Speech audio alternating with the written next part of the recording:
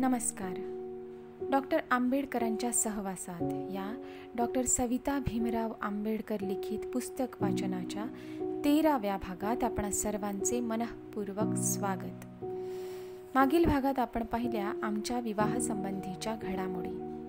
या भागातही आपण पाहणार आहोत आमच्या विवाहसंबंधीच्या आणखी काही घडामोडी. डॉक्टर साहेबांना एक पत्र मराठीत मी लिहिले होते. ते त्यांना 19 फेब्रुवारीच्या सायंकाळी मिळाले. त्याच दिवशी दुपारी त्यांनी मला इंग्रजीत पत्र पाठविले. ते वर आलेच आहे. माझे मराठीतले पत्र मिळाल्यावर लगेच त्याच दिवशी त्यांनी मला परत उत्तर पाठविले. त्या पत्रातील मजकूर असा: माय डिअर शरू, I have posted today a letter addressed to you. This evening I got letter written in Marathi. I am intensely grieved to learn that my first letter made you so disconsolate. You are imagining that you hurt me by your first letter, and unless I write to say that I have forgiven you, you'll not be happy. To know that you have given up food from the 16th has made me feel miserable, terribly miserable. I had no intention to cause such unhappiness to you. What can I do to atone for this wrong and to console you? I treasure your letters. When I am alone at night and most often awake, I read them over and over again. You might be doing the same about my letters, though I know they have not the same soft and sweet aroma which yours have. I therefore hesitate to ask you to destroy this particular letter. It will help you to forget its harsh and harsher tones. As for me, will you believe me once for all that I have no such feelings of anger or punishment as you think I have? Would I not forgive my Sharu under such indiscretions? I shall not be happy until you write to me that you have overcome the sense of having done wrong to me, and that you are now your original self. Having decided to have you, I have not slightest desire to keep you longer than it is absolutely necessary. Our marriage must be legal in your own interest. I shall never agree to place you in false position. The Hindu law of marriage is being amended, and as amended, it will permit intercaste marriages among Hindus. The bill is already before the central legislature. In fact, I, as a law member of the government of India, I am in charge of it. The legislative program of the government of India is so crowded that it is doubtful if it could be passed before the end of this year. I am dead certain you will not agree to wait till then. The only way that remains is to get married under the Civil Marriage Act. The procedure under this act is as follows. First, the bride or bridegroom lodge an application disclosing their intention to marry with the registrar of marriages. Second, no marriage can be performed until 14 days have elapsed from the date of the lodging of the application. Third, within this period of 14 days, any person may file an application stating that he has an objection to the parties marrying. Fourth, if any such application under third is received, the matter goes to the High Court for decision. And fifth, if the High Court rejects the objection, the parties can proceed to solemnize the marriage. This is an expeditious way. If there is no objection, parties can be married within 14 days of the date of their application. I don't think that there is anybody who will come forward to put in an objection. Certainly not on my side. Is there likely to be anybody on your side? Of course, objection on the ground of caste will not be allowed. It must be an objection on some other ground. My plan was this. When I come to Bombay in the first week of March, we will file an application. I will thereafter come back to Delhi and return in the first week of April when we get married. this may carry us about the 15th of April. Is that too much of a delay for you? There is no way of cutting it short. I hope you'll buck up to bear this much separation. Let me know. I was very agreeable surprised to have your letter written in Marathi. It pleased me very much. I love the English language. Indeed, even Englishmen have admired my English prose, but even I have to confess that your style of writing English is much superior to mine. I can never imitate or reproduce the homely touches you give to your thoughts by some very original phrasing which has charm all its own. Your letters send me to sleep soothing there. If you hereafter adopt your mother tongue in one sense, I shall indeed be sorry. In another sense, I welcome your new departure. For your Marathi is as good as your English. I therefore don't mind your writing in Marathi, provided you do not give up English altogether. I have not the slightest objection to your proposal to address me in the singular. The old Hindu traditional mode of address, the husband has to address his wife in the singular and the wife to address her husband in the dual, is a relic of the past, which has placed the wife on a lower footing than the husband. It ought to be abandoned, at least in private. When you wrote in Marathi, you probably expected that I should reply in Marathi. At one time, I had a mastery over the Marathi language. No one even now claimed to have read so much the classical Marathi literature as I have done.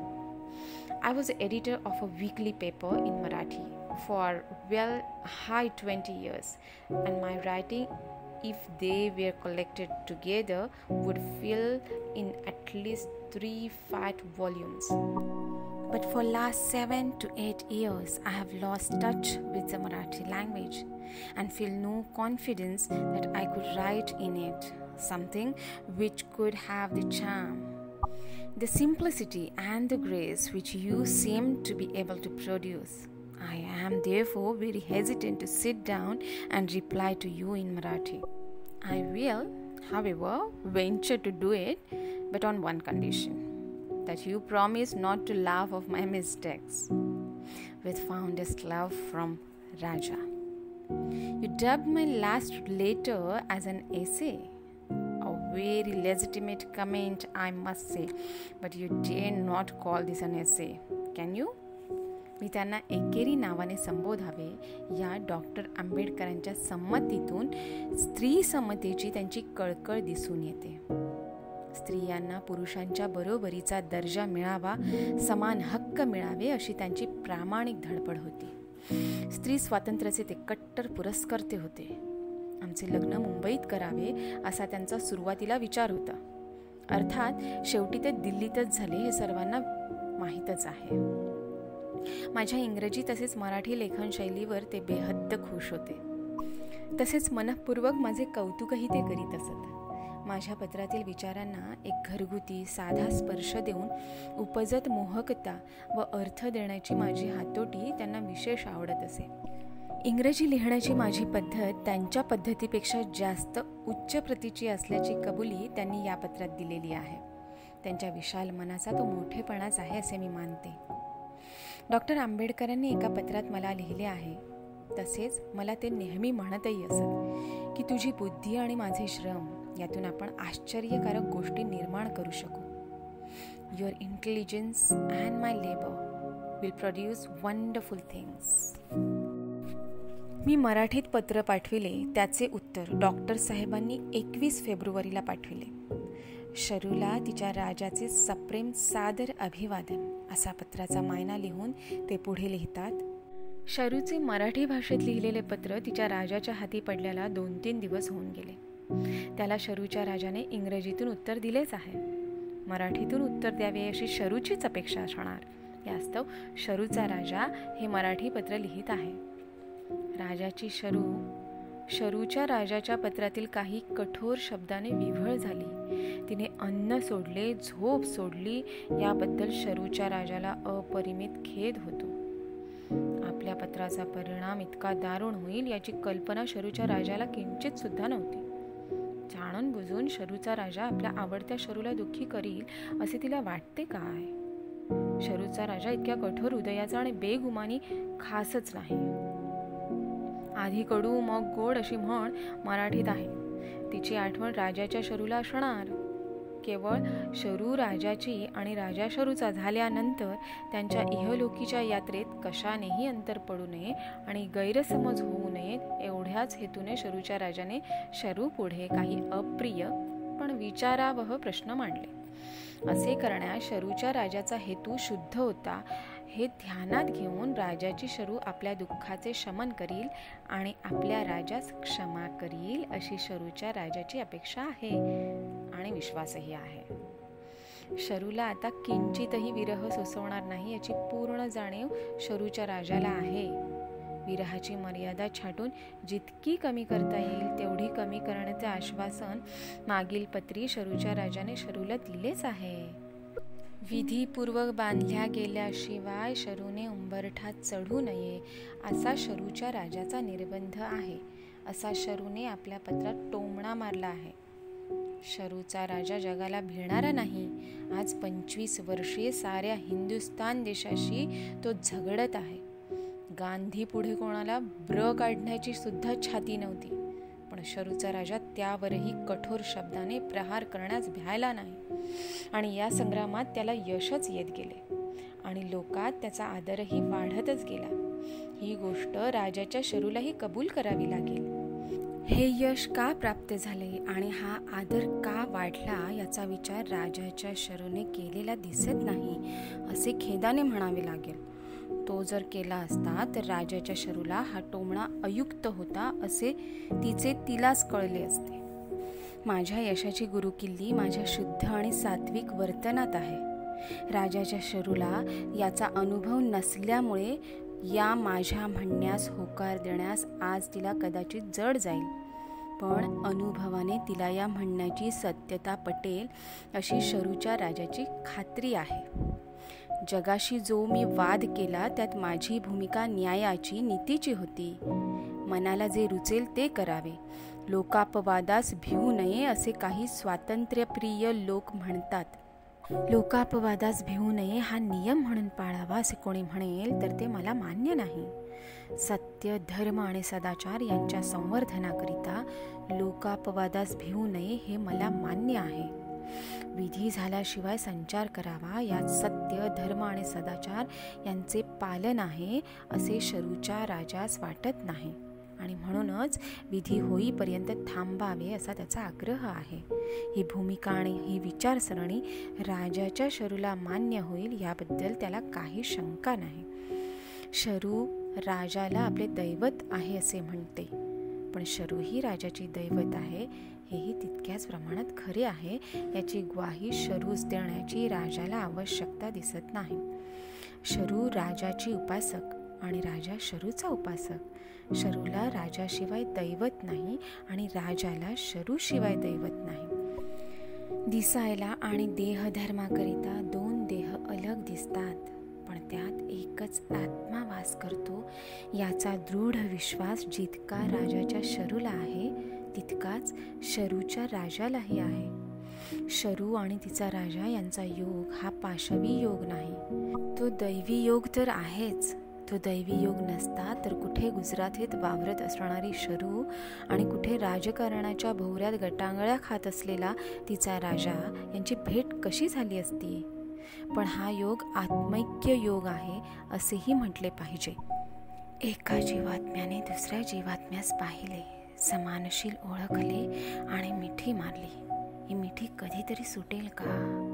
मृत्यूशिवाय ही मिठी कोणी मोडू शकणार नाही अशी राजाची खात्री आहे. दोघांनाही एकाच काळी मृत्यू यावा अशी राजाची फार मोठी इच्छा आहे. शरूनंतर राजाचा सांभाळ कोण करणार म्हणून राजाला आधी मरण यावं असं वाटतं. दुसऱ्या दृष्टीने राजाच्या मृत्यूनंतर शरूचं काय होईल या प्रश्नाने राजाच्या मनाला शांतता नाही. सार्वजनिक कार्यास वाहून घेतल्यामुळे राजाने कसलाही द्रव्य संचय केलेला नाही.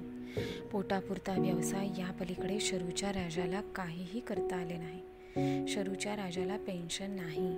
शरूचा राजा निरोगी असता तर काही विपदा नव्हती, परंतु रोगपीडित असल्यामुळे संशय वाटतो आणि शरूचे काय होईल याची आठवण झाली म्हणजे मग मन उद्विग्न होते. भगवान बुद्ध यातून काहीतरी मार्ग काढील असा शरूच्या राजास विश्वास आहे. या पत्रासोबत एक रजिस्टर्ड पार्सल पाठवित आहे. त्यात एक अशोक स्तंभाची प्रतिमा आहे. आम्ही तयार केलेल्या राष्ट्रघटनेच्या पुस्तकाच्या पृष्ठभागावर ती छापली जाणार आहे.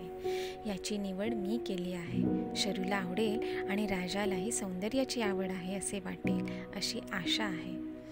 इलिस्ट्रेटेड वीकलीमध्ये छापलेल्या 3 आकृती यात निरनिराळ्या भागातील स्त्रियांचे पेहराव दाखविले आहेत. रात्री झोपताना शरूला काही स्लीपिंग ड्रेस करावा लागेल अशी मनात कल्पना आली.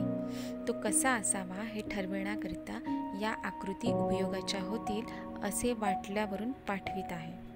राजाच्या मते मारवाडी पेहराव अत्यंत सुंदर दिसतो. त्याची वेलबुट्टी आणि घोळ फारच आकर्षक आहेत. त्यातील घड्या कमी केल्या म्हणजे झाले. जास्त फरक करावयास नको. हे केवळ राजाचे मत आहे. शरूने जे करायचे असेल ते ठरवावे. तिला स्वातंत्र्य आहे. राजाचे मत पसंत असल्यास 5-6 स्लीपिंग ड्रेस या पद्धतीचे करून घ्यावेत. पूर्वीच्या पत्रात अनुवादिल्याप्रमाणे शरूच्या राजाला शरू इतके मराठी लेखन अवगत नाही. इंग्रजी ही त्याची मातृभाषा. केवळ शरूच्या समाधानाकरिता हा प्रयत्न केला आहे. परंतु ज्ञानेश्वरांनी म्हटल्याप्रमाणे जैसा स्वभाव माय बापाचा, अपत्य बोले जरी बोबडी वाचा, तरी अधिक तयाचा संतोष आथी. या विश्वासाने हे बोबडे बोल लिहिले आहेत. तरी न्यूनते पुरते अधिकते सरते, करुणी घ्यावे हे तुमते विनवित असे. आता येथे आजच्या पुरता शेवट. शरूस राजाचे कुशलक्षेम आणि आलिंगन. शरूचा राजा. 21/2/1948. डॉक्टर आंबेडकर आणि मी आम्ही दोघेही एकमेकांशी किती एकरूप होऊन गेलो होतो याची कल्पना या पत्रावरून येईल. मी त्यांना सदैव माझे दैवतच मानत आले असून दैवतच मानत राहणार. पण त्यांच्यासारख्या प्रज्ञासूर्याने मला दैवत मानावे हा माझा भाग्योदयच आहे.